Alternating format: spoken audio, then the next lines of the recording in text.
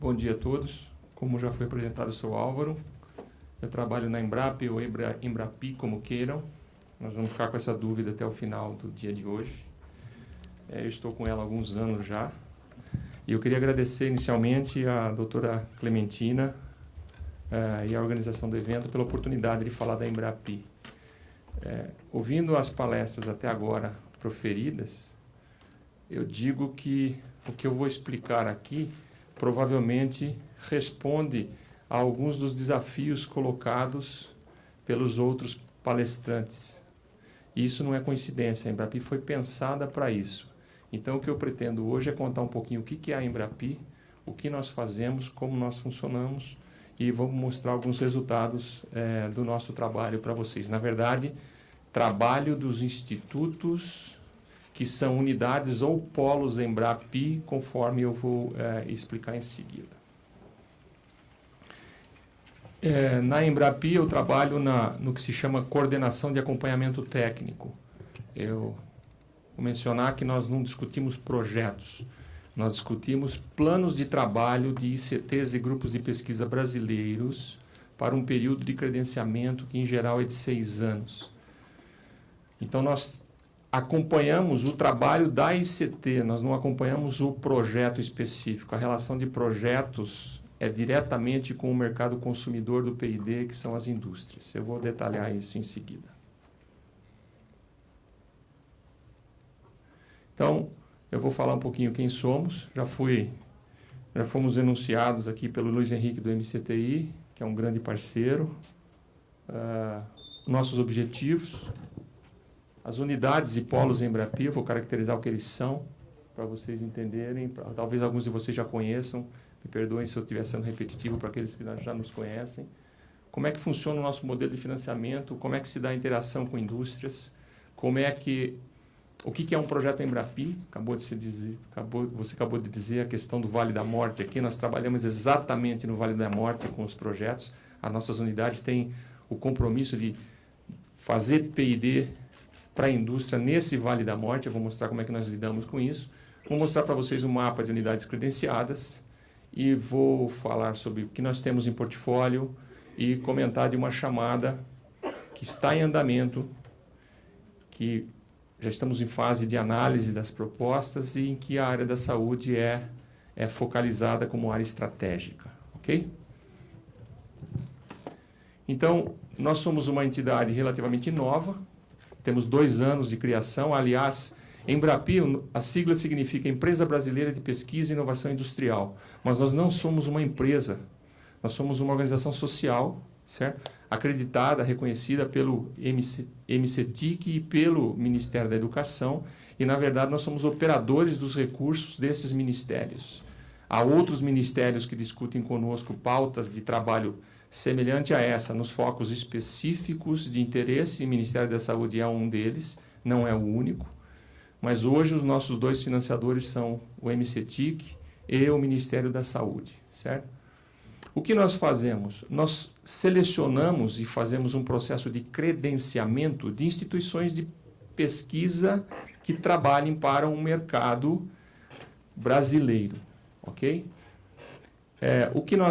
Como nós fazemos essa seleção? Essa seleção é num processo de chamada, o que eu falaria no final é uma chamada em curso, e nessa chamada nós avaliamos a competência da ICT que se candidata a ser unidade ou polo Embrapi, competência expressa por instalações e equipe. Nós analisamos a pauta de P&D que ele tem com essa instalação e equipe, quer dizer, o potencial de produção de pesquisa junto à indústria brasileira, e analisamos o acesso que ele tem a esse mercado consumidor do PDI que ele diz que faz. Então, alguém que desenvolve biotecnologia, apresenta uma instalação própria para fazer processos de P&D de biotecnologia, mostra RH, que ele tenha qualificado, tudo ele tem que ter a priori, o que é o P&D que ele pretende desenvolver como uma unidade credenciada e qual é o mercado que ele pretende atender. Esse é o conjunto principal de informações que nós julgamos num processo de credenciamento. Uma vez credenciadas, nós fazemos um processo de acompanhamento permanente. Então, nós fazemos avaliações mensais, e eu sou da equipe de coordenação desse acompanhamento. nós interagimos diariamente quando necessário, mas no mínimo mensalmente com as unidades, coletando informações sobre o processo de negócio dela junto ao mercado de interesse, o mercado dela de interesse, o mercado consumidor do P&D. Nós fazemos acompanhamentos periódicos, tipicamente semestrais, que envolvem prestações de contas. Então, nós vamos até as ICTs e avaliamos o que está acontecendo, como eles estão usando os recursos, quais os desafios que estão enfrentando e como nós podemos ajudá-los a vencer o compromisso que tem conosco na pauta credenciada de P&D deles, certo? E nós fazemos avaliações bianuais, que nessa avaliação bianual nós contamos com consultores ad hoc, que são especialistas nas áreas de P&D das unidades e polos Embrapa, e eles vão também avaliar o benefício para a empresa, o impacto do projeto desenvolvido, a qualidade do P&D desenvolvido, a satisfação do cliente, que é a indústria, e como que a ICT está evoluindo. Então, nós somos não somente um financiador de projetos de risco, porque envolve pesquisa e desenvolvimento, mas nós somos também um indutor de uma postura para atender com o P&D qualificado a demanda industrial que houver, e essa demanda nós caracterizamos pelas linhas estratégicas do governo, como via de regra, e da indústria, por meio, por exemplo, do Movimento Brasileiro para a Inovação ou da própria CNI. Então, nós colocamos esses nossos stakeholders, eles nos dão as linhas estratégicas dos próximos anos e nós montamos esse processo pegando o recurso disponível de ICTs, que são as instalações, pessoal, acesso ao mercado, e colocando alinhado com a demanda diagnosticada ou a área estratégica de interesse do governo federal. É esse o nosso trabalho. O nosso objetivo é, então, com essa pauta de trabalho, nós tentamos promover a inovação na indústria e promover a colaboração entre ICT e as empresas. O nosso cliente, o cliente das nossas unidades e polos Embrapa são sempre indústria. Não existe projeto automotivado feito por uma ICT. Se ele tem uma tecnologia que ele quer fazer um desenvolvimento antes de oferecê-la para um mercado consumidor daquela tecnologia, um cara que vai industrializar a tecnologia, ele tem que desenvolver com outros recursos que não são Embrapa. E para isso existe FINEP, CNPq e outras fontes que permitem que ele desenvolva até um grau de maturidade onde a Embrapa entra com o financiamento. Eu vou mostrar em seguida sobre esse momento do desenvolvimento. Nós oferecemos agilidade na contratação de projetos, flexibilidade na execução e fluxo contínuo de recursos. Como nós fazemos isso? Uma vez credenciado, ele tem um plano de ação de 6 anos, que envolve o nosso recurso, Embrapi, envolve o compromisso dele de captar recursos da indústria na venda dos projetos, na oferta de projetos de P&D, e envolve a oferta da contrapartida econômica que ele tenha em forma de instalações e recursos humanos, certo? Ele monta uma carteira para o período de credenciamento.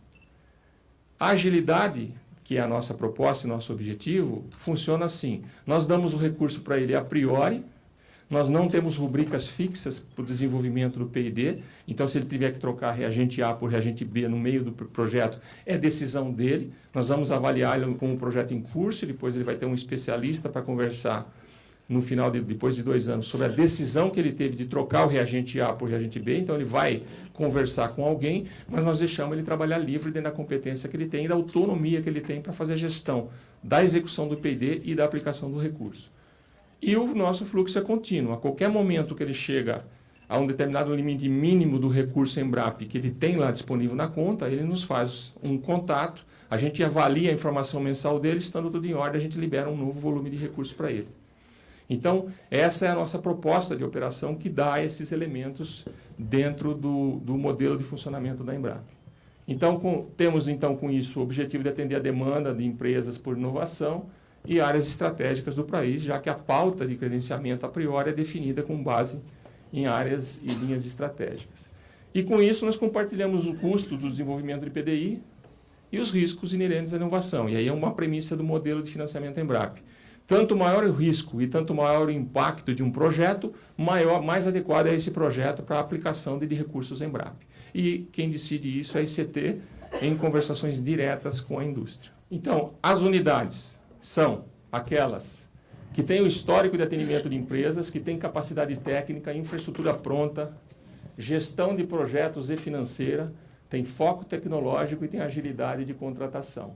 Isso tudo a gente vê em metas que a gente assina em conjunto quando a gente credencia uma unidade. Então, credenciou, ele está pondo, eu quero X milhões da Embrapi, eu capto tanto de empresa, eu vou oferecer tanto de contrapartida, mas eu vou fazer com esse conjunto, eu vou fazer X projetos, para fazer X projetos eu vou fazer prospecção de Y empresas e assim por diante. Então, ele mostra para nós um plano de ação, e é assim que se chama o documento contratual que fica anexo ao termo de cooperação conosco. Ele tem um plano de ação que prevê um conjunto de atividades todas que tem por objetivo final realizar aquela carteira de projetos na área de especialidade dele. Ok? O modelo de financiamento Embrapi é simples, certo? Esse conjunto que é negociado e acordado no ato do credenciamento constitui um portfólio. Nós financiamos até 30%, um terço desse portfólio. Então, o recurso Embrapi, ele financia até 30%. E os outros 2/3, que é o que a empresa coloca no desenvolvimento e o que ele coloca como contrapartida econômica, negociado livremente entre eles, de acordo com o risco tecnológico, competência que ele tem para fazer o projeto, impacto do projeto e assim por diante. Então, no portfólio, nós financiamos até 1/3. Esses recursos que nós colocamos são não reembolsáveis, em fluxo contínuo, conforme eu comentei. Qual é a questão mais crítica? Nós só financiamos custeio. Nós não montamos, nem corrigimos, nem implementamos, nem aprimoramos infraestrutura e pessoal, porque esses são requisitos de credenciamento. Ele oferece para ser credenciado. Então, ele tem que manter isso daí. Ele tem que manter o acesso ao mercado, a equipe qualificada e as instalações apropriadas para fazer o P&D inovador que a empresa compra. Então, nós só financiamos custeio. A boa notícia, já que a gente não monta laboratório, é que nós financiamos, inclusive, pessoal próprio. Então, se ele tiver pesquisador que ele precisa pagar recurso, gastar dinheiro pagando um pesquisador, ou precisa contratar um consultor para ajudar no projeto, ele pode fazer isso com o nosso recurso sem nenhum tipo de restrição. Decisão dele, autonomia dele, avaliação a posteriori ao que foi executado, sempre. Essa é a nossa lógica. E as empresas só podem aportar recursos financeiros, nunca econômicos. Ela não pode oferecer pesquisador, equipamento, instalação para executar o projeto. Ela paga em recursos, em reais, o projeto sendo executado. Certo? Só que para isso ela pode usar recursos de obrigatoriedade de investimento em P&D, aqueles recursos que ela utiliza para o P&D dela normalmente. Ela pode aportar aquilo como recurso financeiro no projeto e justificar dentro da lei de obrigatoriedade. Certo? E a unidade Embrapi fica com a oferta de contrapartida econômica, né? Ou financeira, normalmente econômica, porque ele usa um recurso que ele já tem disponível. Mas se ele tiver dinheiro que ele queira gastar no desenvolvimento dos projetos, é decisão dele fazê-lo, certo?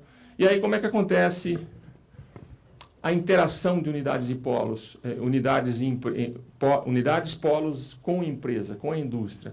É uma relação direta entre eles, uma conversação direta, certo? As empresas aparecem com a demanda ou procurando solução para um problema e a unidade ou o polo oferecem uma solução ou se oferecem a buscar uma solução. A discussão de projetos ocorre exclusivamente entre eles, envolvendo todos os aspectos, desde financeiros, prazos de execução, PI, direitos sobre resultados, tudo. A Embrapi, aqui em Brasília, não interfere em nada disso, só tem o requisito de ser inovador e, via de regra, vai gerar PI. Essa é uma meta da unidade que se credencia como unidade Embrapi. E, diretamente dessa discussão, executa-se os projetos entre eles e nós ficamos olhando o movimento dos projetos e a execução do portfólio como um todo. Certo? As unidades já possuem recursos a priori para fazer os projetos e elas utilizam esses recursos exclusivamente nos projetos, para pagar o desenvolvimento. Qualquer coisa que o desenvolvimento exija, a unidade pode aplicar o recurso. Como característica principal do projeto Embrapi contratado por essas unidades é exatamente operar nesse Vale da Morte, certo? É pesquisa pré-competitiva, de fato, só que a Embrapi propôs, e nós estamos trabalhando dessa maneira, definir melhor o que é pré-competitivo para nós. Nós usamos uma escala ISO, uma escala de maturidade, que é essa TRL aqui, certo? E nós autorizamos que os projetos estejam entre TRL 3 Então, logo depois da pesquisa básica, até TRL6. Isso é o entregável do projeto. Então, ele pode pegar uma pesquisa que saiu do banco de laboratório de um professor de uma universidade, né, que está aqui, e levá-la até 4 ou levá-la até 6, dependendo do interesse da indústria, o que ela está comprando. Em geral, a indústria quer alguma coisa próxima de 6, porque ela está com intenção de industrializar e tem o compromisso de fazê-lo como parte do desenvolvimento, certo? Mas nós trabalhamos exatamente nesse Vale da Morte aqui. É aqui que os nossos projetos devem estar. Aqui já é pesquisa competitiva, não podemos entrar, por questões, inclusive, de acordos internacionais de comércio, e aqui é a pesquisa acadêmica, que tem outras fontes de recurso que permitem financiar. CNPq, FINEP e outras. As agências FAPES dos estados e assim por diante. Em termos de unidade, nós temos várias unidades, hoje são 28, a chamada aberta pretende credenciar no mínimo mais 5, certo? E nós temos várias unidades em tecnologia da informação e comunicação, nas TICs, nós temos na área de manufatura, né, como o Cimatec, o ITA, FEMEC de Uberlândia, o Polo de Santa Catarina. Nós temos materiais e químicas, várias delas trabalhando na área de fármacos, por exemplo, cosméticos. Tecnologias aplicadas como COP, LAMEF, isso aqui é petróleo, a base fundamental deles. Meio ambiente, campus UIF Fluminense, Bahia, equipamentos médicos e hospitalares. Biotecnologias, o CNPEM, a Embrapa aqui de Brasília e o IPT de São Paulo na parte de biotecnologia dele, o REMA na área de remediação biotecnológica para questões ambientais.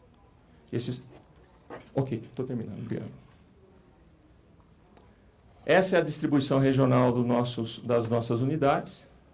Isso aqui é chamada pública, eles se submeteram ao processo de credenciamento e resultou nisso. Então, nós gostaríamos de ter mais unidades colocadas aqui na região central do Brasil, isso é uma intenção nossa, embora essas unidades conseguem demonstrar os requisitos para credenciamento exatamente porque elas estão perto do mercado consumidor do que elas desenvolvem. Então, isso aqui não é coincidência, isso aqui nós estamos olhando o resultado do mercado industrial de tecnologia estar mais concentrado na região leste do país. Aí temos, naturalmente, instituições com competência mais próximas da indústria que se tornam mais qualificadas para ser credenciada a comunidade Embrapa, certo? E em termos de projetos, esses são alguns. Eu trouxe apenas alguns exemplos. Um beacon padrão desenvolvido pelo CPQD lá em Campinas, um sistema de marcação e identificação via satélite. Nós temos coisas como produção de biocatalítica de éster, desenvolvida pelo INT do Rio de Janeiro. Nós temos cimento dentário, desenvolvida pelo IPT de São Paulo. Percebam que eu não vou conseguir falar nenhum fármaco. Isso também não é coincidência, certo? Ativos cosméticos, desenvolvida pelo IPT, também de São Paulo. O Flatfish, que é um submarino remoto para manutenção e operação submarina de poços de petróleo, desenvolvido pelo Senai e Cimatec da Bahia. Okay? Sistema de queima multiflex, desenvolvido pelo Cimatec, também da Bahia. Esses são alguns destaques. Aliás, como todo desenvolvimento é proprietário, é uma empresa contratando uma ICT para fazer um P&D que é estratégico para ela, até o problema de divulgar os projetos, nós temos questões de sigilo que tem que ser mantida. Por isso que, em geral, nós não temos uma grande amostra de projetos com detalhes para discutir com o nosso público. Superimam, desenvolvido também pelo IPT, pelo IPT Materiais lá de São Paulo, para a CBMM, certo? E em termos de distribuição de valores de projetos, hoje nós estamos com aproximadamente, na verdade esses dados aqui são de julho, né? Hoje esse número são 252 milhões em projetos. Observem os setores aqui: petróleo e gás, eletroeletrônico, metalurgia, aeronáutico, mecânica. Apenas aqui embaixo aparecem equipamentos hospitalares e não tem fármacos. Características de adesão a esse modelo do setor, certo? Então, esses equipamentos médicos estão com 1% aproximadamente. Desse total de recursos, 46% é aporte direto de recursos financeiros de indústrias contratantes dos projetos. Né? Em termos de amostra de clientes, né, nós temos CodeLab, fabricante de freezers para armazenamento biotecnológico, freezer -80, por exemplo, Medicor, nós temos na área de cosmético Teraskin, nós temos Natura, nós temos L. Queiroz, por exemplo, certo? Então, são poucas as empresas que são clientes de projetos Embrapa junto às nossas unidades ainda. Tá? Isso tem aumentado e essa curva que chega hoje a 258 milhões em projetos contratados, ela passou em ritmo altamente crescente durante o ano 2015. Então, nos mostrou que esse modelo da Embrapa tem um potencial muito grande de atender demandas da indústria, particularmente em época de crise. Certo? E essa é a nova chamada, para eu encerrar. Né? É uma chamada que está em curso, conforme eu disse. Essas são as áreas estratégicas abertas nessa chamada, biotecnologia, biomassa e biodiversidade, e com particular interesse em biofármacos e fármacos, embora algumas das nossas unidades já trabalhem com esse tipo de pauta. As que são da área química já têm condição de trabalhar, ou têm experiência de trabalhar com essa pauta, embora não tenham sido bem-sucedidas até o momento na contratação de projetos junto à indústria farmacêutica, por exemplo. Diferente da área de equipamentos, que há alguns desenvolvimentos em curso para empresas como Fanning, por exemplo, para tratamento neonatal. Ok? Era isso que eu tinha para falar para vocês. Estou à disposição para dúvidas e muito obrigado.